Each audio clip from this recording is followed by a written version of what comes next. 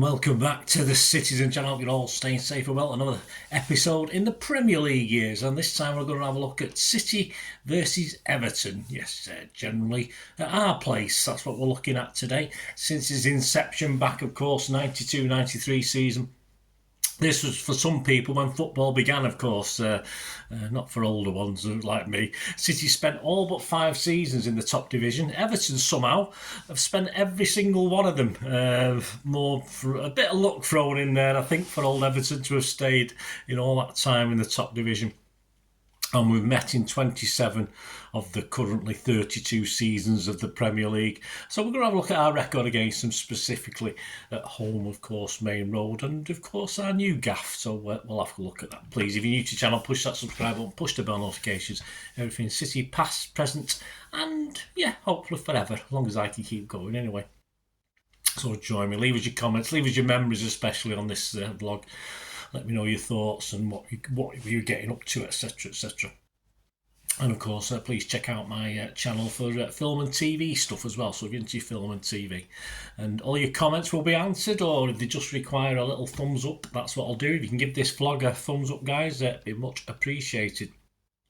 Yes, this is the Premier League year, so our record against Everton currently stands at played 53, 125, drawn 10, lost 18, 84 goals for, 59 against, and specifically at home, which is what we're looking at today, we played 26 games, won 14, drawn 5 and lost 7, scoring 48 and letting in 25. We first met at home, of course, the inaugural Premier League season in 92-93. We met on the 8th of May 1993, the very last game of the season, a 5-2 loss in front of a fairly despondent and sometimes angry crowd of 25,180. We'd beaten them already at Goodison that season as well, 3-1 the previous October. Reid City started the game in 5th spot, but 5 teams were level or within a point of us with games in hand. Kendall's Everton, though, sat 15th. As them down the road sadly lifted their first Premier League title, City's newspaper headlines the next day summed us up at the time. Sorry City, finish in trouble. But it was off the pitch that things were boiling over. Swales hit in new shame and egg mob pelt Chief Swales. Yes, Chairman Swales had come under fire from eggs and other flying debris during the game. Losing 3-1 at half-time and 5-2 by the end. Scorers for Everton were Jackson, Beagley with 2, Beardsley and Precky. For City, old Whitey scored and a curl penalty. Made it sort of respectable, not very much. Peter Reid said after the game, just looking at my little scrapbooks at the time, he said, "That was an unacceptable performance from a side representing Manchester City. It was the first time we had conceded 5 goals during my time as manager, and it was our worst display since I took over at Maine Road.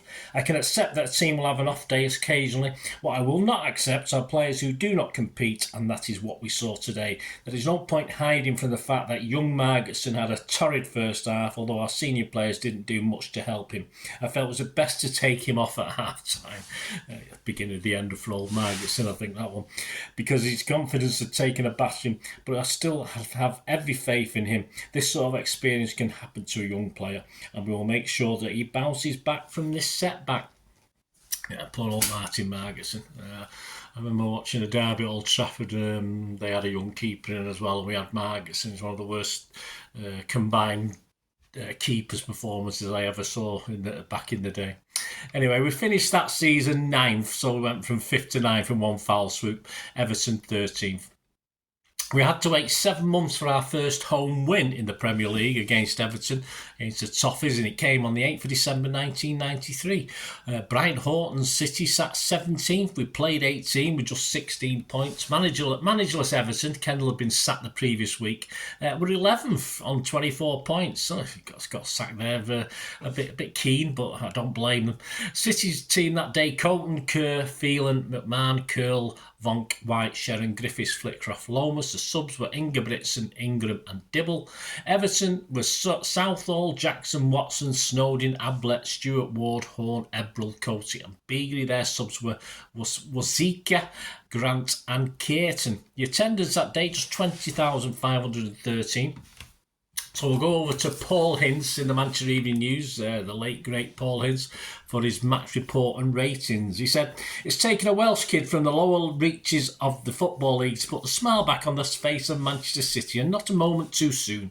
Carl Griffiths, City's 450,000 steal from Shrewsbury, made his long-awaited full debut against Everton last night and proved that diamonds can still be found at bargain prices if you take the trouble to look." The 22-year-old Crew Cup striker was too shy to enter the press room after a goal-scoring Maine Road ball which could have come straight from the pages of Royle the Rovers. Well, there's nothing remotely reticent about the lad they called Dino for the hour he was on the pitch in last night's gale-lashed encounter. Griffiths, starting a match for the first time since his transfer over a month ago, stepped into the Maine Road war zone like a messenger of peace with a sizzling display in which finally took the minds of the City faithful away from the destructive takeover turmoil. The most important of all, the new kid on the block gave the drenched City fans what they were craving for most, the goal which secured the first Premiership victory for the Blues since way back in September. And what a fabulous way Griffiths chose to introduce himself to supporters who had so little to cheer over the past 3 months. Only 10 minutes had ticked by when Griffiths demonstrated his natural goal poacher's instinct as he stole in at the near post to meet Gary Flitcroft's beautifully judged free kick to bullet home a header which Neville Southall wouldn't have seen, let alone stopped, as it rocketed into the net. There was, however, a heavy price to pay for the golden moment, with new Maine Road hero taking a fearful buffeting from the Everton defenders. He was finally helped off to a standing ovation on the hour after being cynically chopped down from behind by Dave Watson. But Griffiths understandably hogged the headlines about his dream debut. The rest of Brian Horton's side can also stand up and take a bow. They turned in a battling display in atrocious conditions which will go a long way towards restoring confidence. Young David Kerr, for instance, was another debutant who can look back on his first Premiership appearance with enormous pride. Despite being played out of position as an emergency right back, he did all that was asked of him. Alongside him, Michel Vonk responded to the switch back to his natural position at the heart of defence with a towering display which earned him the Sponsors Man of the Match award. But my nomination goes to that ferocious old warhorse Steve McMahon, whose bite is definitely worse than his bark. He might not be quite as nimble as at the height of his career, but his appetite remains for the game and remains as big as ever. It wasn't City's most convincing win of the season, but it would go down as the most important one. When you are starving, as the Blues were last night, even one round of bread is a feast. There you go. Well, thanks to Paul Hince. His form guide on our team that night. Ratings: Colton 7, Kerr 7, Vonk 8, Curl 7, Phelan 7, Lomas 7, McMahon a 9, Flitcroft 7, White a 7, Griffiths an 8, and Sharon a 7. And Paul Hince's man of the match, well, as you probably expect, Steve McMahon with a fearsome midfield display to keep lively Everton at bay. What did Mr. Brian Horton think of the game? Well, he said that victory was badly needed and will do the players the world of good. When you look at the team I had to turn out because of the injuries, it was a great achievement to take the points. Carl Griffiths made a big impact and just goes to show that you don't have to be 9 feet tall to win headers. Steve McMahon ran himself into the ground, and I thought that the return of Gary Flitcroft made a big difference to our midfield. I took a chance by playing young David Kerr at right back, although he has played in that position for the reserves, but the lad did himself and the team proud. Brian Horton was delighted, so he said. There you go. We finished 16th that season, so what a total disaster. Everton 1 point and 1 place above us, below us in 17th spot, but they managed to avoid relegation yet again. Our biggest Premier League victory has been 5-0, and we've achieved this twice. The first was on the 9th of December 2000. Joe Royle City sat 16th with just 14 points from 16 games. Walter Smith's Toffees were 13th with 21 points. A crowd of 34,516 turned up for this one. The lineups that day: City, Weaver, Charvet, Tiato, Howie, Dunn, Harlan, Whitley, Horlock, Wright, Phillips, Wanchop. Go to the subs: Dickoff, Kennedy, Vikings, Bishop and Wright. Everton was Gerrard, Watson, Weir, Unsworth, Naismith, Niarco, Pembridge, Gemmell, Graveson, Campbell, Ball. Their subs: Alexanderson, Hughes, Simonson, Cadamateri and Ferguson. Brief match report. On 14 minutes, Everton goalkeeper Gerrard, brought to a club by Royle himself before he came to us, could only palm out Kevin Horlock's free kick. City deservedly extended their lead after 23 minutes. Former England defender Howie powered a header past Gerrard from Horlock's corner. City were in irresistible mood, and to emphasise the point, added a 3rd, 3 minutes before half-time.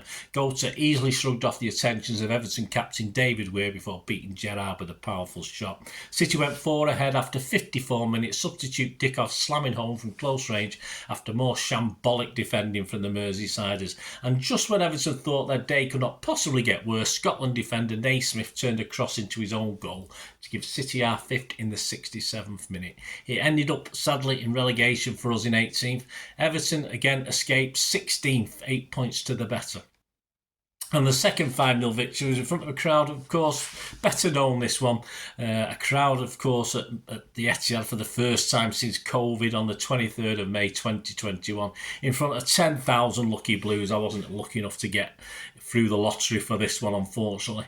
I wasn't so lucky that day, but City were, as we met 10th placed Everton, of course, as champions. And 10th Everton, giddy heights for them, wasn't it? That was probably one of the best finishes they've had in recent years, I would have thought. The lineups that day: Ederson, Walker, Stones, Diaz, Zinchenko, De Bruyne, Fernandinho, Jesus, Foden, Sterling, Mahrez. Our subs: Rodri, Aguero, Torres, Laporte, Aki, Stefan, Gundogan, Mendy and Silva. Everton were Pickford, Holgate, Keane, Godfrey, Dignic, Doucouré, Allen, Davis, Sigurdsson, Calvert-Lewin, Richarlison. Their subs: Iwobi, Bernard, Nakuku, Gomez, Coleman, Virginia, Olsen and John.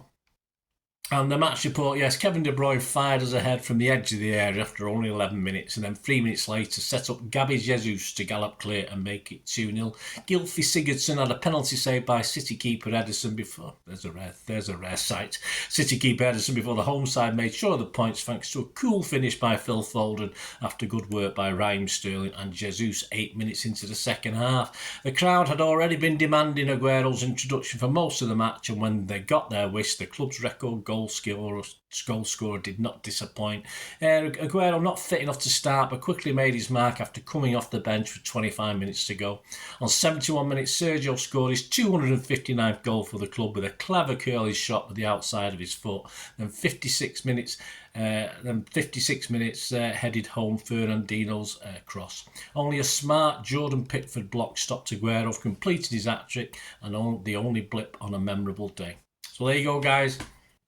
Thanks for joining me. Let us know your memories of these games.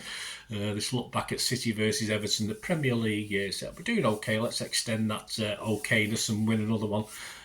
As I'm recording this, we prepare to play them in the Premier League in February 2024. So all these reports and stats are as before that game. So of course, I hope you enjoy this Premier League year, and let us know your memories, guys. It'd be great to hear from you. Till we meet again, only ask one thing, don't I? Please stay safe, Blues. Come on, City. Bye for now.